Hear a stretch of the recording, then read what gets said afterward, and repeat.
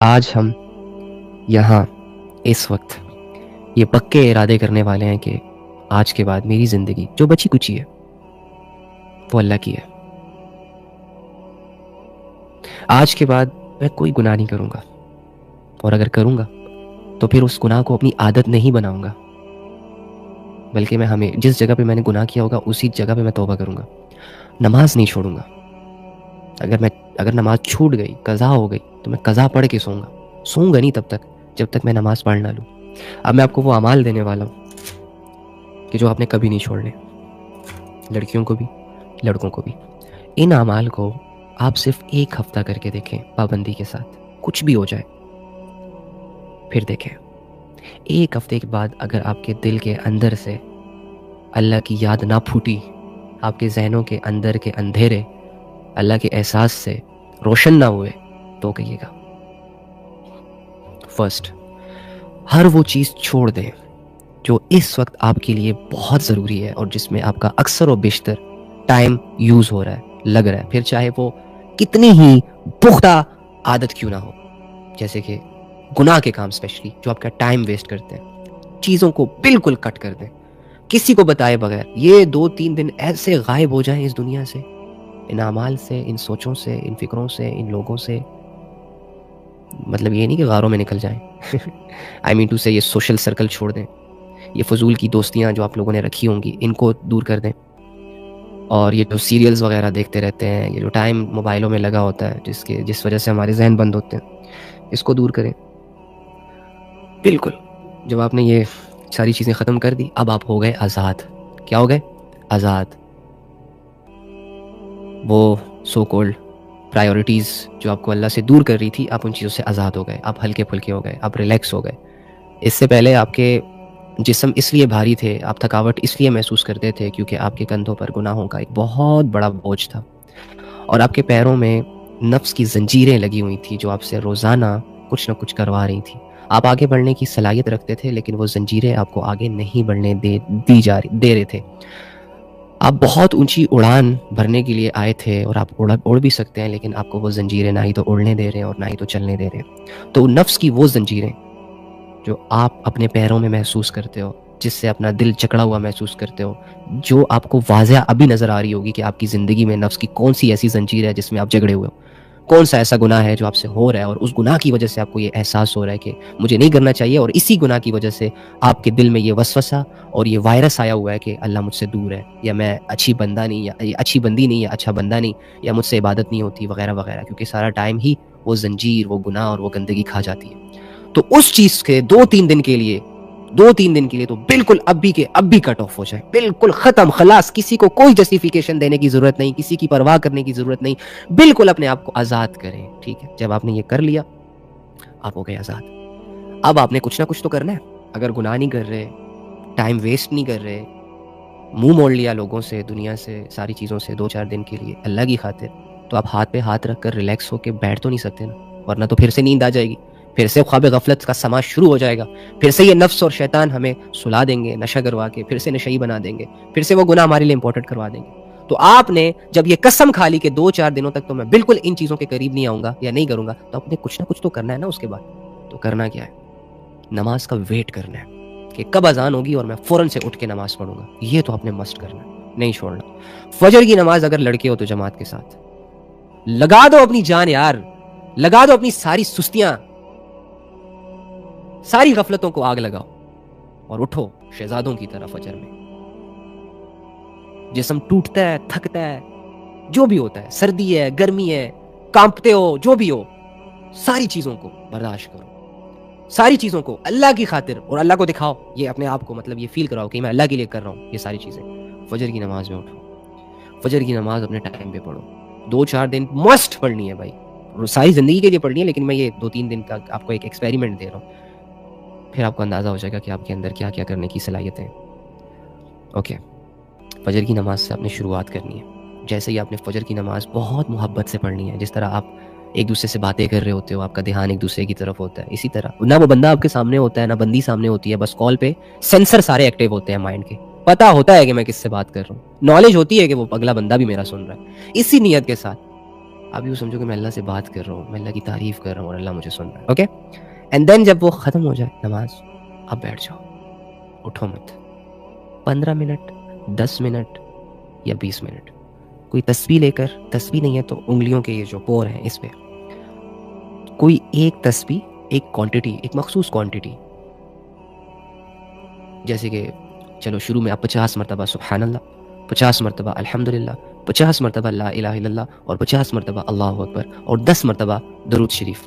اب یہ آپ کا صبح فجر کی نماز کے بعد وظیفہ ہے. کس نیت سے کرنا ہے؟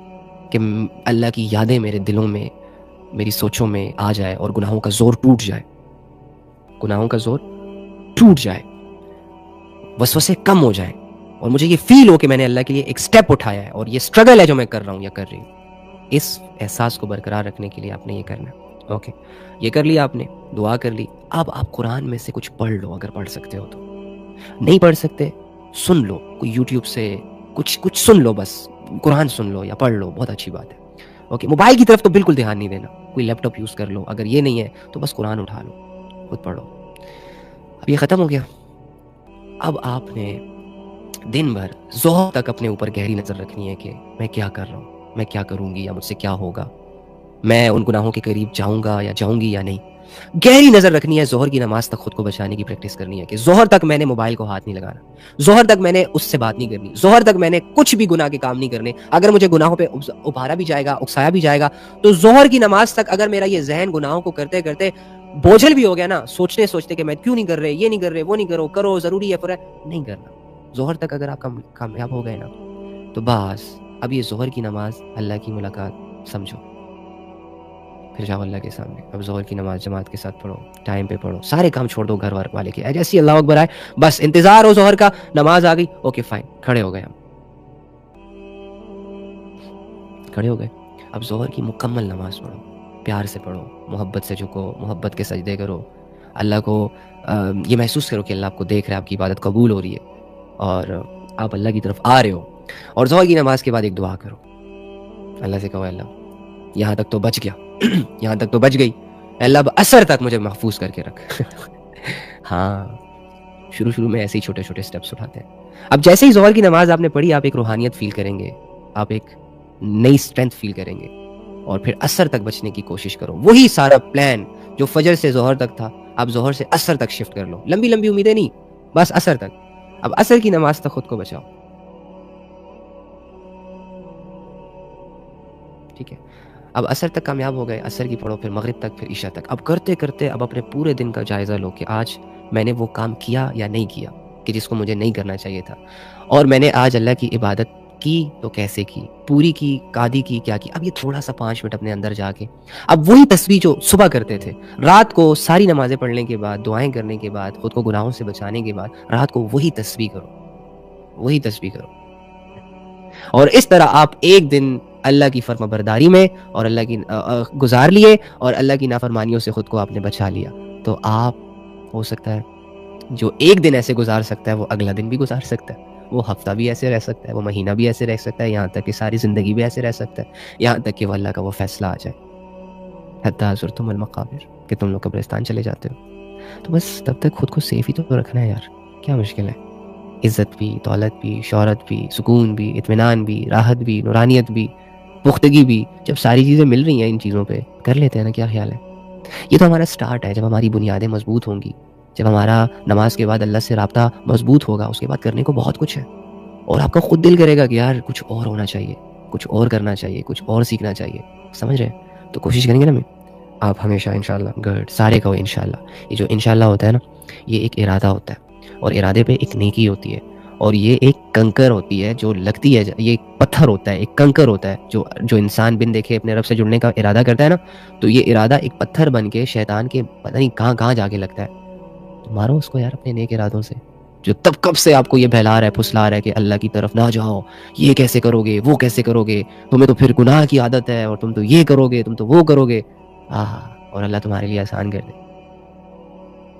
ٹھیک ہے، چھوڑنا ہی نہیں ہے یار رب کو، رب کے لیے سب کو چھوڑنا ہے. ٹھیک ہے، رش کر رہا ہے اللہ آپ لوگوں پر، محبت بھری نگاہوں سے دیکھ رہا ہے آپ لوگوں کو. اللہ آپ لوگوں کے دلوں کو صاف کر رہا ہے اللہ رب العزت. یہ اللہ کی طرف آنے کا ارادہ، او بھائی صدیاں لگ جاتی ہیں اس ارادے کو کروانے پہ. پیغمبر جیسی ہستیوں نے بہت سارے لوگوں کو سمجھایا، بتایا کہ آ جاؤ اللہ کی طرف، چھوڑ دو یہ گناہ، چھوڑ دو یہ شرک، چھوڑ دو یہ اللہ کے علاوہ غیروں کو معبود سمجھنا. پیغمبر جیسی ہستیوں کے منہ سے نکلے ہوئے الفاظ بھی ان لوگوں کو ان ارادوں پر نہ لا سکے. اتنے آگے نکل گئے تھے جن کی قسمت میں، جن کے نصیب میں اپنی ہٹ دھرمیوں کی وجہ سے اور گناہوں میں پختگی کی وجہ سے اور اللہ کی غفلت کی وجہ سے ہدایت کی محرومی لکھی تھی، ہدایت سے محروم رہ گئے. آپ لوگ تو ماشاءاللہ دیکھو 1 گھنٹہ اللہ کی بات سنا اور ابھی سے سارے نفس کے گلے اتارنے کے لیے تیار ہو گئے. ساروں نے اپنی زندگی کو نئے سرے سے جینے کا ایک ارادہ کر لیا. الحمدللہ. خود کو برا نہ سمجھو یار، خود کو کمزور نہیں سمجھو یار، تم لوگ بہت اچھے ہو. مجھے تم لوگوں سے اتنی محبت ہے ظالم، دیکھا نہیں، جانا نہیں، سمجھا نہیں، پہچانا نہیں، بات نہیں کی، لیکن تمہارے ارادے سے مجھے اتنی خوشی ہو رہی ہے. کیا میں سوچ رہا ہوں کہ واہ، کل کو جب یہ بہن، یہ بھائی اللہ کے سامنے کھڑا ہوگا تو کتنا ریلیکس فیل کرے گا، اور ان گناہوں کو چھوڑنے کی نیت نے ان کو کتنا ہلکا کر دیا ہے، اور یہ اللہ کی باتیں سننے کے بعد ان کی روح کیسے زندہ ہو گئی ہے. یہ میں ایک چھوٹا سا انسان، ایک چھوٹی سی لمیٹڈ سی سوچ رکھنے والا، ہاں، ایک مخلوق جس کی زندگی کا بھروسہ نہیں، تو یار رب ہوئے ہوئے ہوئے جو قدردان ہے.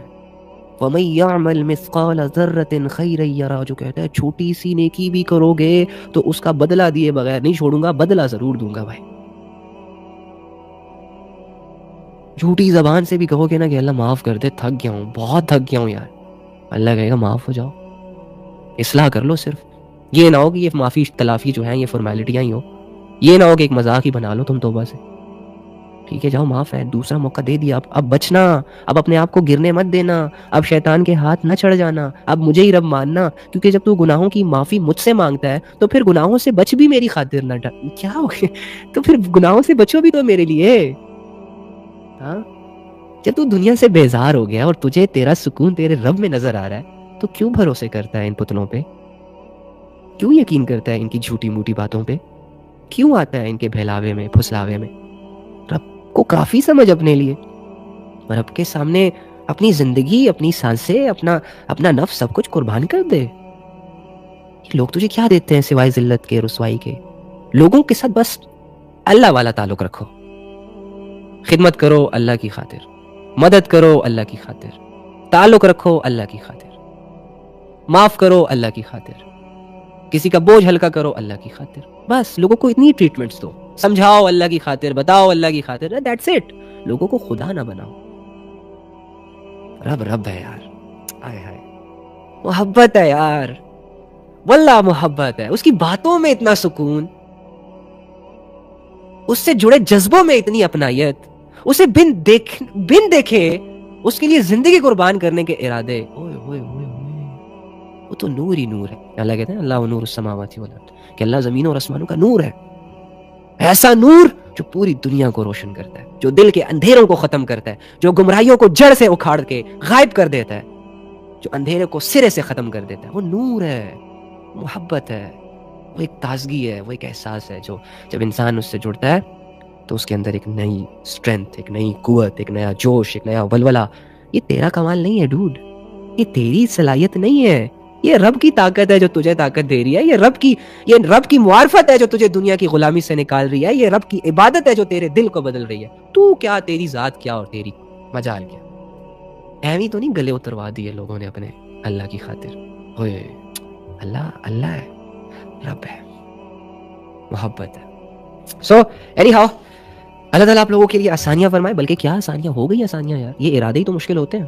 تو اب بھی آپ نے کیا کرنا ہے؟ اب یہ کل جو ہوتی ہے نا، یہ کبھی نہیں آتی. جو اپنے آج میں کچھ نہیں کر سکتا نا، وہ اپنے کل میں بھی کچھ نہیں کرتا. ایکچولی میں ہم کل میں یہ کریں گے، کل میں وہ کریں گے، کل میں ایسا کریں گے، ویسا کریں گے، سب ٹھیک کر دیں گے، یہ آج بیٹھ کے جب سوچتے ہیں نا تو بڑا مزہ آتا ہے. لیکن جب اسی کل میں قدم رکھتے ہیں نا تو کچھ نہیں ہوتا. بتاؤں کیوں؟ کیونکہ ہم کرنے کی صلاحیت سے بھاگتے ہیں. سوچنے میں تو ہم ماہر ہیں، ابھی بیٹھ کے وہ دنیا فتح کر لیں، سوچ میں بہت آگے نکل جاتے ہیں. جب کرنے کی باری آتی ہے، سستی، غفلت، گناہ ضروری. تو یہ جو کل ہوتی ہے نا، اس کو چھوڑو. یہ آج ابھی اسی وقت، اور آج ابھی اسی وقت کرنے میں پتہ ہے کیوں دل نہیں کرتا؟ کیونکہ کرنا پڑ رہا ہے.